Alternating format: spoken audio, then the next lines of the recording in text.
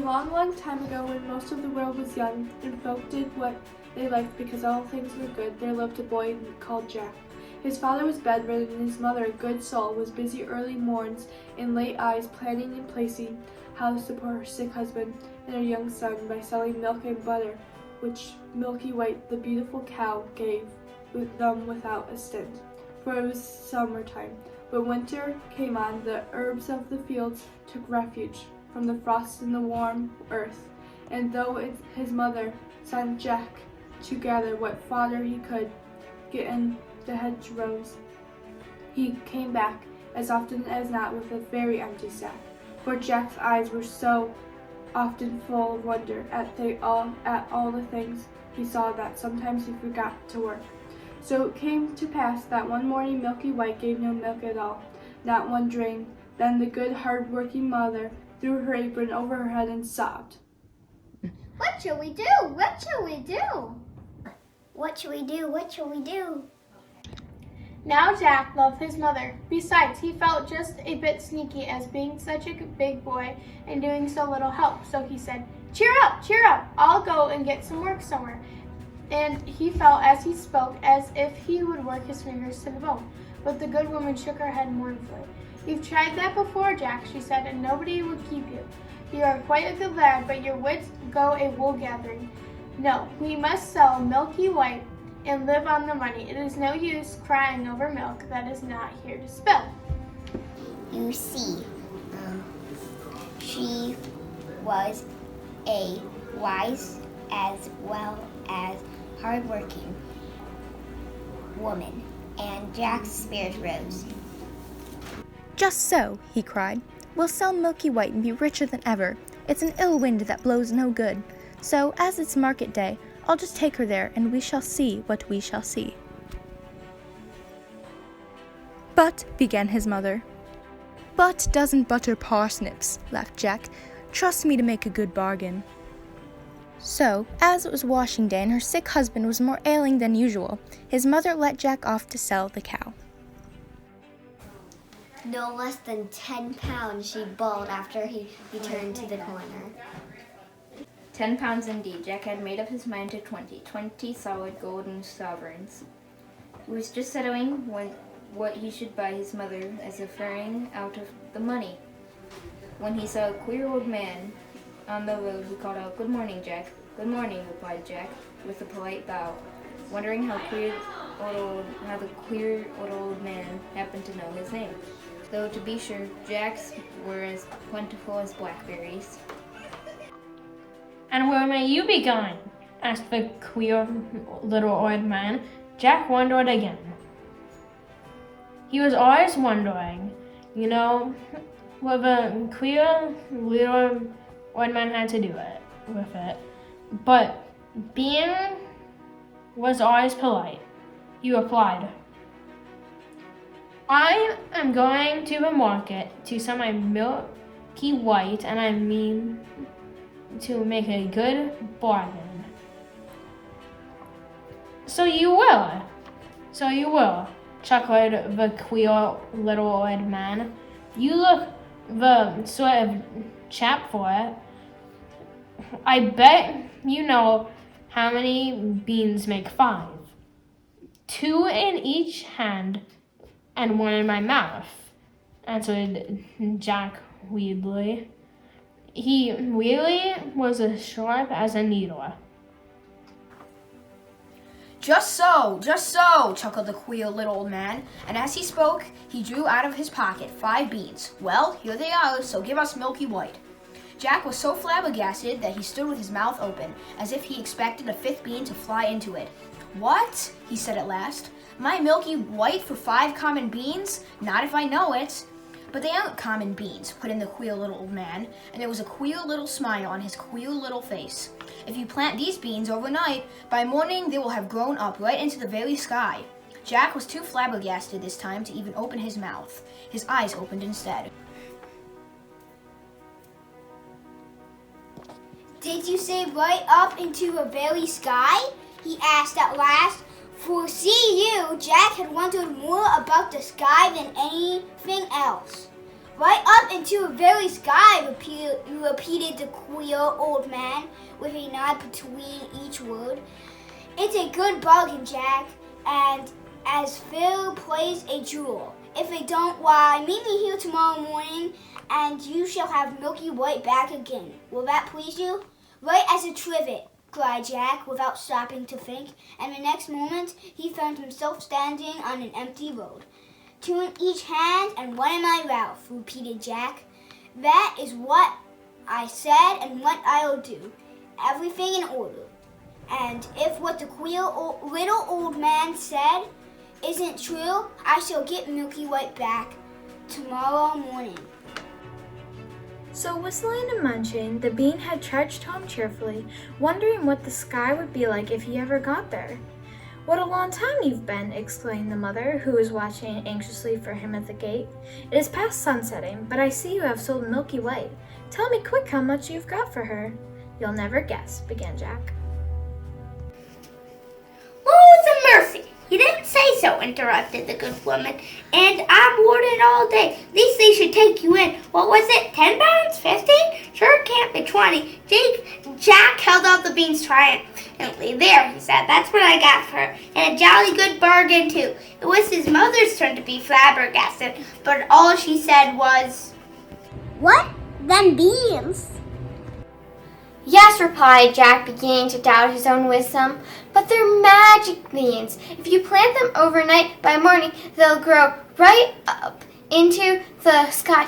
"Oh, please don't hit so hard," for Jack's mother for once had lost her temper. She was belaboring the boy for all she was worth, and when she had finished scolding and beating, she flung the miserable beans out of the window and sent him supperless to bed. If this were the magical effect of the beans, thought Jack ruefully, he didn't want any more magic. If you please. However, being healthy and, as a rule, happy, he soon fell asleep and slept like a top. When he woke, he thought at first it was moonlight, but everything in the room showed greenish. Then he stared at the little window. It was covered as if with a curtain by leaves. He was out of bed in a trice, and the next moment, without waiting to dress, was climbing up the biggest beanstalk you ever saw. What the queer little old man had said was true. One of the beans, which his mother had chucked into the garden, had found soil, taken root, and grown it in the night. Where? Up to the very sky? Jack meant to see it at any rate. So he climbed and he climbed and he climbed. It was easy work for the big beanstalk with the leaves growing out of each side just like it was a ladder. For all that, he'd soon be out of breath. Then he got his second wind and was just beginning to wonder if he had a third when he saw in front of him a wide, shining white road stretching away and away and away. So he took to walking. He walked and walked and walked until he came to a tall, shining white house with a wide white doorstep. And now the doorstep stood a great big woman with a black porridge pot in her hand. Now Jack, having no supper, was hungry and as a hunter. And when he saw the porridge pot, he said quite politely, Good morning, ma'am. I was wondering if you can give me some breakfast. "Breakfast!" echoed the woman, who in truth was an ogre's wife. "If it is breakfast you're wanting, it's breakfast you'll likely be. For I expect my man home every instant, and there is nothing he likes better for breakfast than a boy. Fat boy grilled on toast." Now Jack was not a bit of a coward, and when he wanted a thing, he generally got it. "So," he said cheerful-like, "I'd be fatter if I had my breakfast." "Where eat?" the ogre's wife laughed and bade Jack come in, for she was not really half as bad as she looked. But she hardly but he had hardly finished the great bowl of porridge and milk she gave him when the whole house began to tremble and quake. It was the ogre coming home. Thump, thump, thump. "Into the oven with you, sharp," called the ogre's wife, and the iron oven door was closed when the ogre strode in. Jack could see him through the little peephole slit at the top where the steam came out. He was a big one for sure. He had 3 sheep strung to his belt, and those he threw down at the table. "Here, wife," he called. "Roast me these snippets for breakfast. They are all I have been able to get this morning. Worse luck. I hope the oven's hot." And he went to touch the handle, while Jack burst out all of sweat, wondering what would happen next. "Roast," echoed the ogre's wife. "Pooh, the little things would dry as cinders. Better boil them." So she set to work to boil them. But the ogre began sniffing about the room. "They don't smell mutton meat," he growled. Then he frowned horribly and began the real ogre's theme. "Fee-fi-fo-fum, I smell the blood of an Englishman. Be he alive or be he dead, I'll grind his bones to make my bread." "Don't be silly," said his wife. "It's the bones of the little boy you had for supper that I am boiling down for soup. Come eat your breakfast, and there's a good ogre." So the ogre ate his 3 sheep, and when he had finished, he went to a big oaken chest and took out 3 big bags of golden pieces.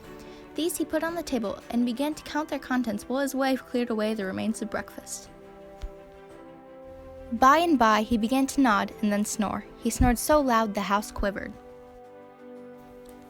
Then Jack nipped out of the oven and, seizing one of the bags of gold, crept away and ran along the straight, wide, shining right road as fast as his legs would carry him, until he reached the beanstalk. He couldn't climb down it with the bag of gold. It was so heavy, so he flung his burden down first and haphazardly fumbled down after it. And when he came to the bottom, there was his mother picking up gold pieces out of the garden as fast as she could, for of course the bag had burst. "Laws o' mercy me, wherever have you been? See, it's been raining gold." "No, it hasn't," began Jack. "I climbed up." So he turned to look for the beanstalk, but lo and behold, there was nothing there. So he knew then it was all magic.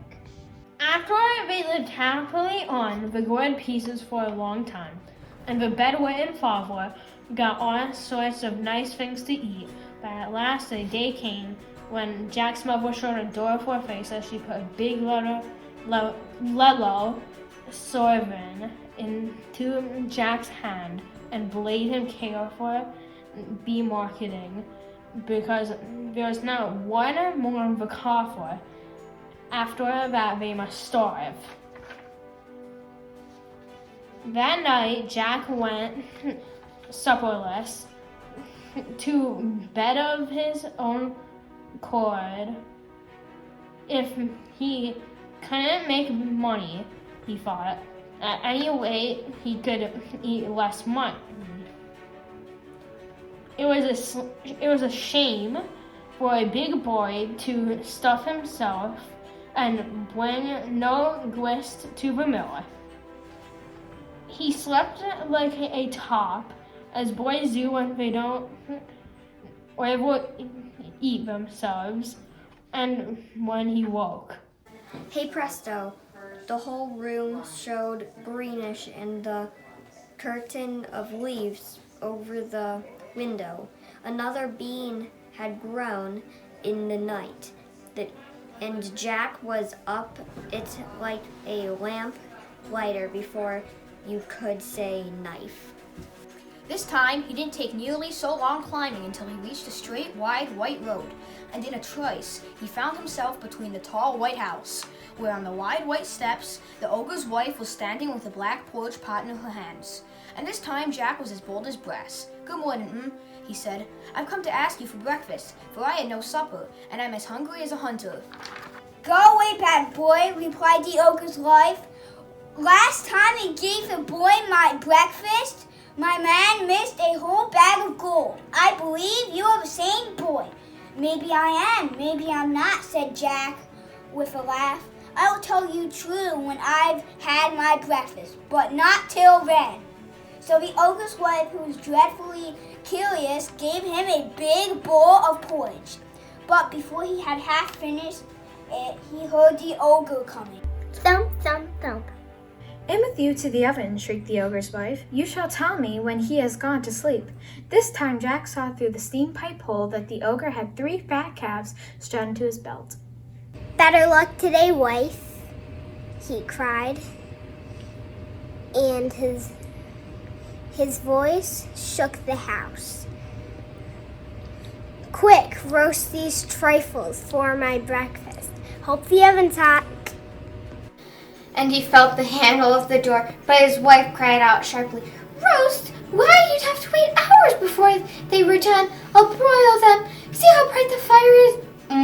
Groaned the ogre, and he began swiftly calling out, Fee, fi, fo, fum, I smell the blood of an Englishman. Be he alive or be he dead, I'll grind his bones to make my bread.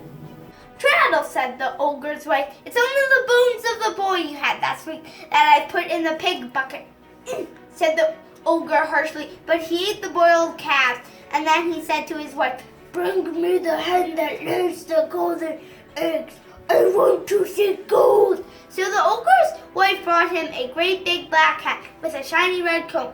She plumped it down on the table and took away the brass things. Then the ogre said to the hen, Lay, and it promptly laid. What do you think? A beautiful, shiny, yellow, golden egg. Not so dusty, Henny Penny, laughed the ogre. I shouldn't have to beg as long as I've got you. Then he said, Lay! Once more. And lo and behold, there was another beautiful, shiny, yellow, golden egg.